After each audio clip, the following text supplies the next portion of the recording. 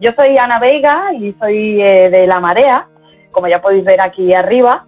Y nada, tenemos la suerte de tener esta tarde a Laura Villadiego de Carro de Combate, con la que ya sabéis que vamos a hablar un poquito en base a la última investigación que tienen desde esta asociación. Vamos a presentar un poquito, yo creo que ya sabéis quién es Laura y ya sabéis quién es Carro de Combate, que es Carro de Combate, pero por si acaso hay alguna despistada, Carro de Combate es un colectivo dedicado al periodismo independiente. Investiga sobre todo el origen de los productos que consumimos.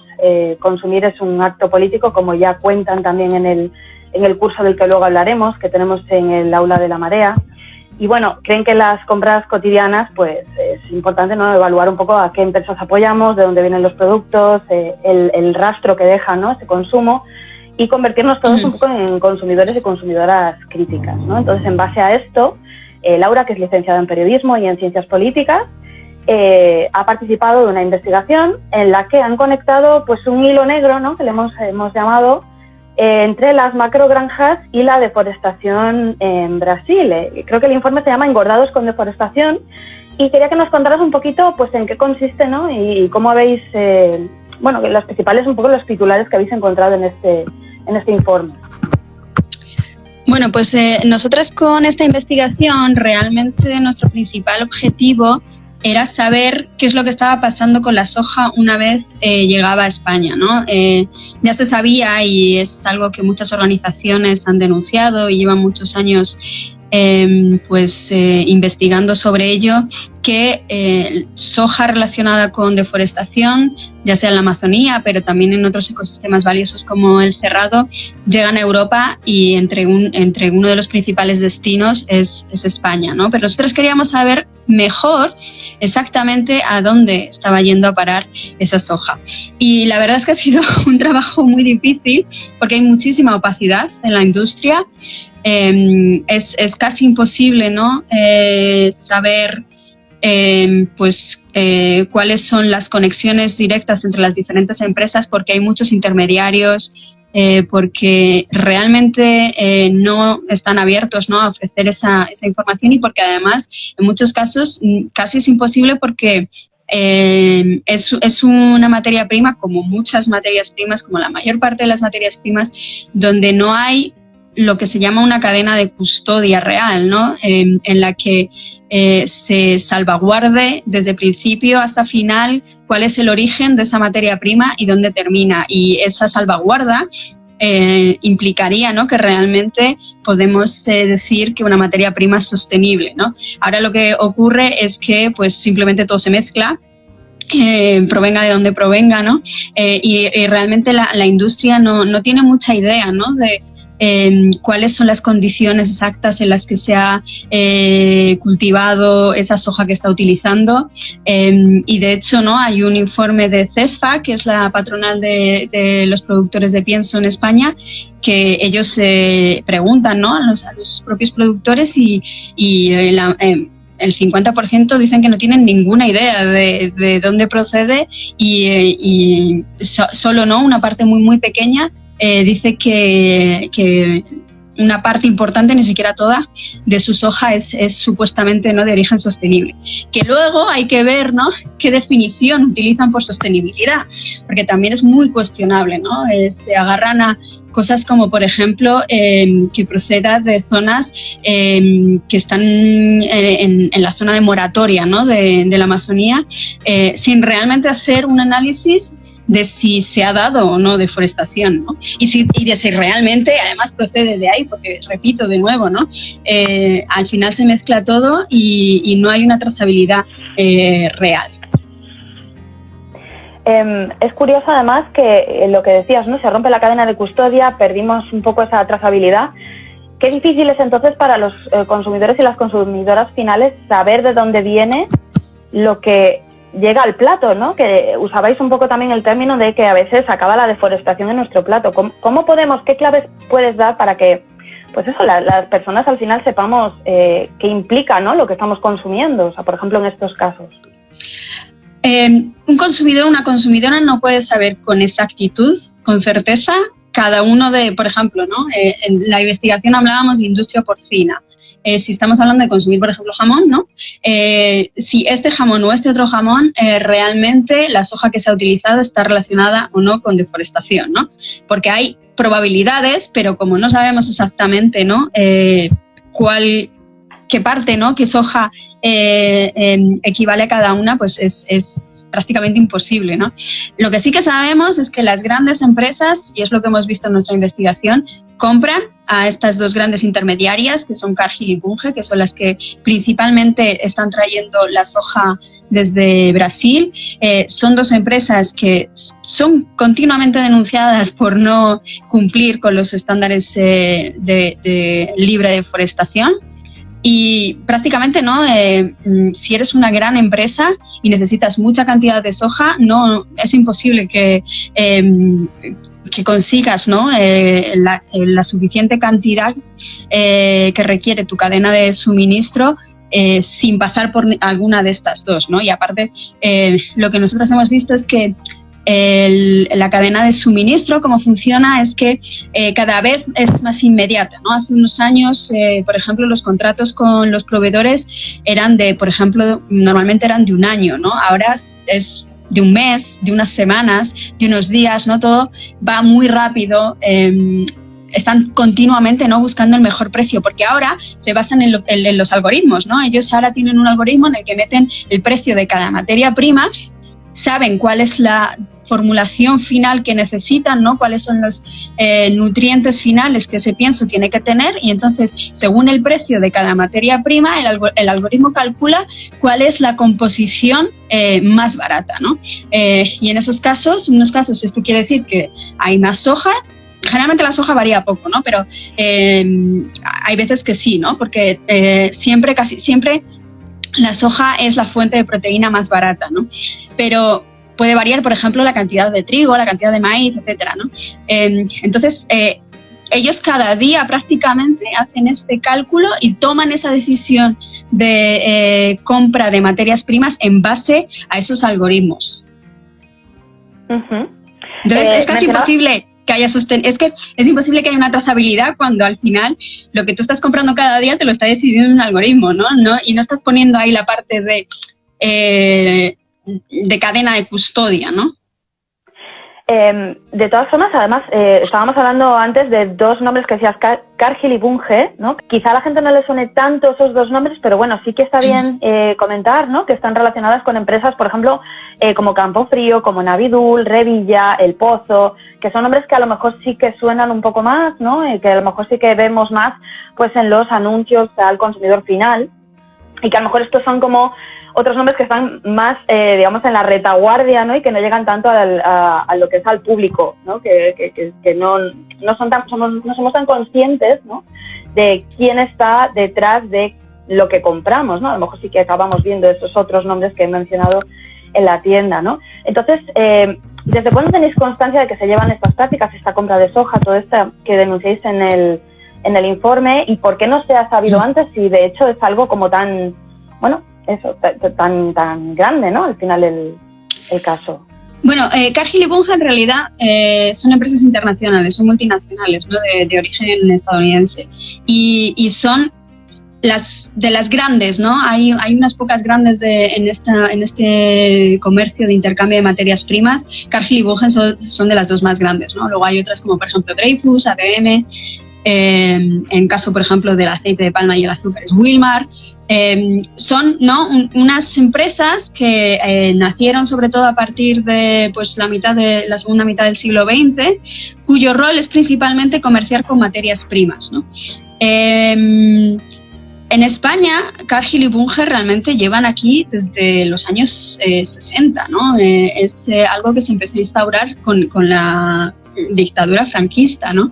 Y de hecho se calcula que en los años 70, hay un documento del ministerio, en los años 70 estas dos empresas controlaban el 90% de la comercialización de soja en España. Ahora mismo no hay porcentajes de cálculo, porque ya no los han hecho, ¿no? Y de hecho nosotros en nuestra investigación, por ejemplo, hemos pedido directamente al gobierno que se nos proporcionaran las cifras de importaciones por parte, ¿no?, de estas empresas, y nos los han denegado, ¿no?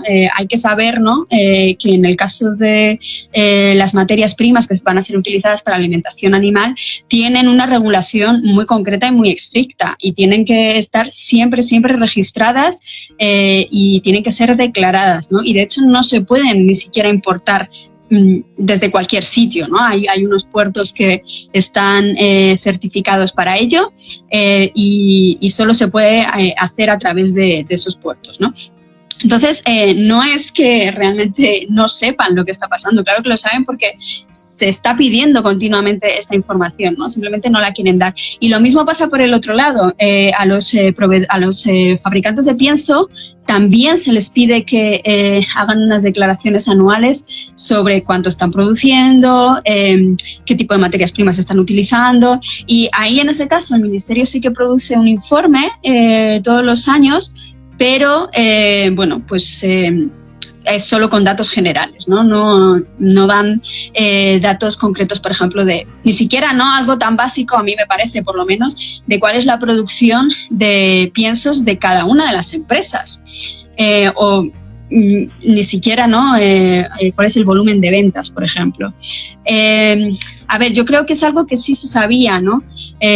O que por lo menos en los círculos un poco de alimentación, pues se conoce estas empresas.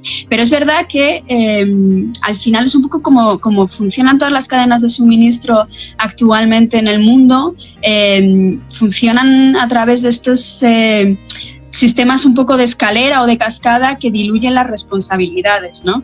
Y es verdad que, bueno, pues lo que comentaba antes, todas las grandes empresas al final compran a Bunge y a Cargill porque es que al final son las principales comercializadoras y el volumen que necesitan les obligan a comerciar con ellas, y además son las que están facilitando, ¿no?, los precios más baratos, pero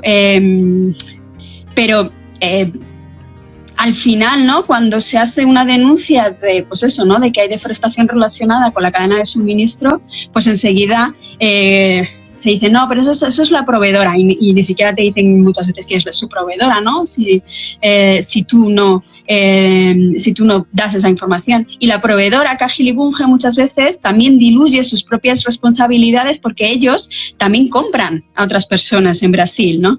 Aquí no hay nadie que haga toda la cadena, ¿no? Entonces, claro, así pues es mucho más fácil no responsabilizarse de esos impactos. Uh-huh. Sí, que sirve un poco, esta cadena, como bien dices, nos sirve un poco precisamente para esto también, ¿no? Para diluir esa responsabilidad, en cierta manera. Comentabais en el informe que habéis entrevistado, creo que era 100 o unas 100 personas, no, corrígeme si me equivoco. Sí, a más de 100, que trabajan, que trabajan dentro de la industria. Y me preguntaba, pues, qué tipo de perfiles son los que, genéricamente, que lo que nos puedas contar, ¿no? ¿Qué tipo de perfiles son los que habéis entrevistado? Y si hay miedo a hablar, ¿no? Que es lo que más os ha llamado la atención también de lo que os haya contado, pues, a estas personas. No sé si ese tipo de perfiles, pues, estamos hablando de gente, pues a lo mejor que trabaja más en fábricas, personas, pues, de rango intermedio. Que nos puedes contar un poquito. Pues hemos hablado casi con todo tipo de personas, en realidad, ¿no? Y muchas veces, sinceramente, no de forma directa, ¿no? Pues en encuentros, por ejemplo, abiertos al público, haciendo preguntas, ¿no? Generales de prensa, ¿no?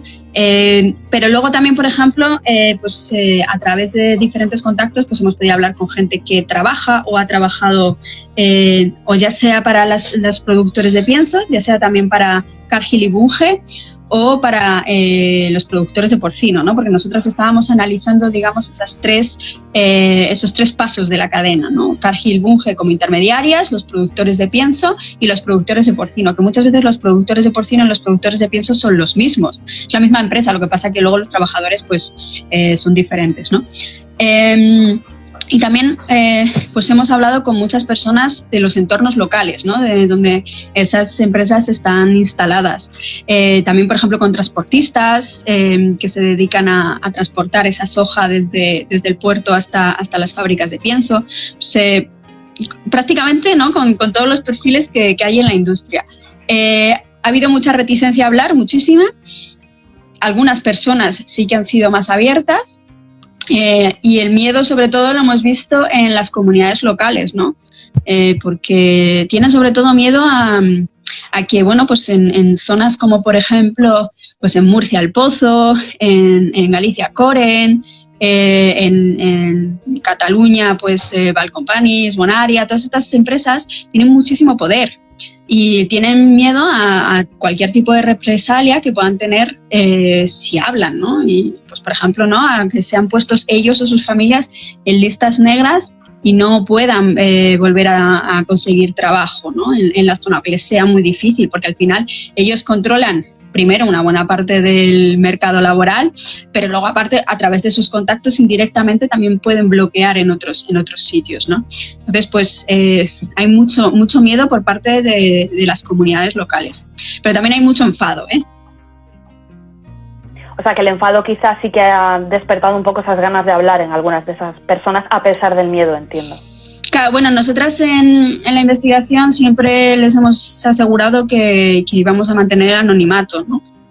Porque no queremos que tengan esas represalias. En nuestra investigación al final no buscábamos hacer el típico reportaje periodístico, sino ir más allá y pues realmente dibujar esa cadena de suministro de forma más exhaustiva de lo que se había hecho hasta ahora, ¿no? Y vuelvo a repetir, había gente que ya había trabajado en este tema, pero sobre todo de forma más general, ¿no? Un poco analizando pues cuáles eran los principales productores de pienso, cuáles eran los principales productores de porcino, cuáles eran las relaciones, pero no un análisis igual tan exhaustivo de esas relaciones comerciales entre las diferentes empresas.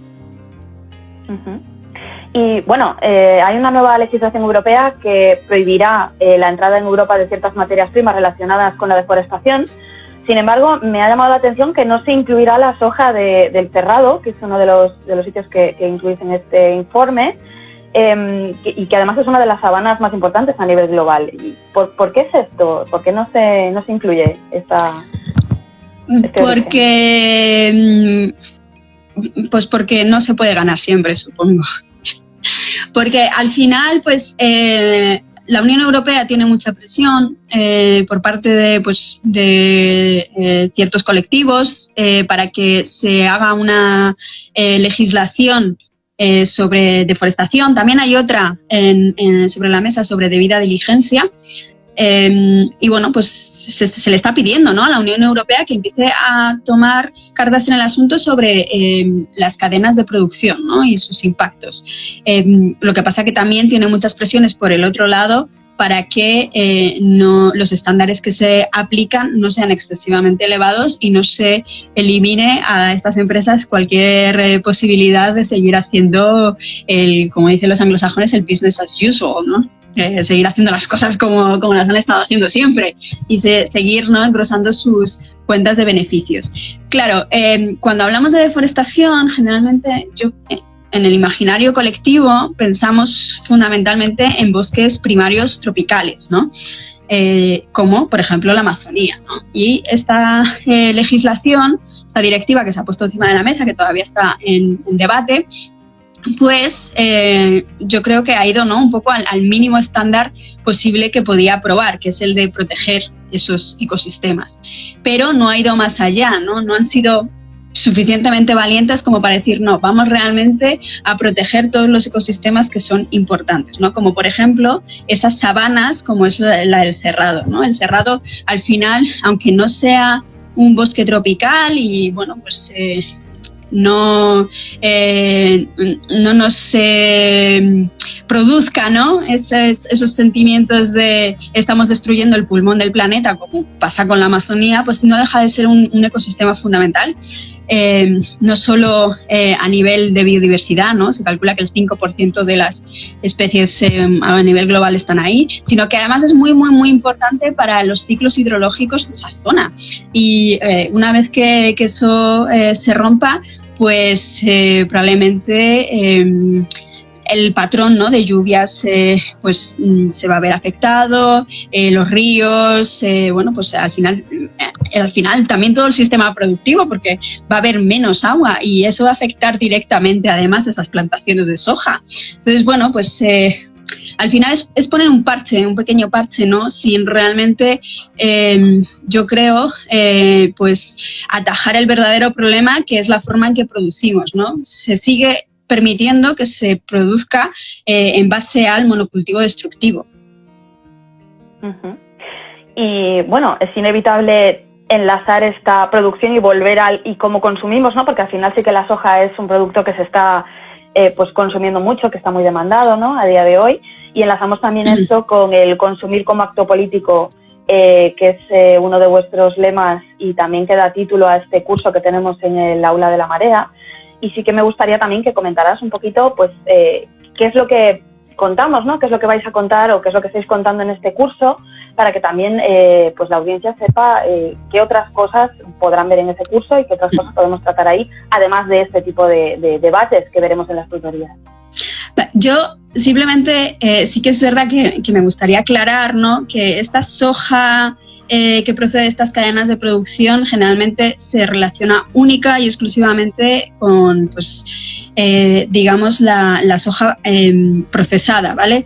Que es o bien la que se utiliza para los piensos o bien la que se utiliza para los biocombustibles. ¿Por qué? Porque es soja genéticamente modificada. En Europa, cuando tú utilizas, ¿no?, soja o cualquier materia prima genéticamente modificada para producir alimentación para personas, alimentación humana que se llama, tienes que ponerlo en las etiquetas. Y por eso generalmente esta soja no llega hasta, pues, ni el tofu ni la leche de soja, y de hecho la poca soja que se produce en Europa generalmente va para eso, ¿no?, porque es una soja que se paga más cara. Entonces, bueno, porque digamos muchas veces consumimos más a través de la carne que consumimos, ¿no? O sea, claro, es un consumo indirecto. Sería indirecto. Exacto, este consumo generalmente es indirecto, ¿no? Es posible, ¿no?, que se cuele algo, no digo que no, porque cosas que nos han contado que pasan en los puertos puede ser, pero en general no.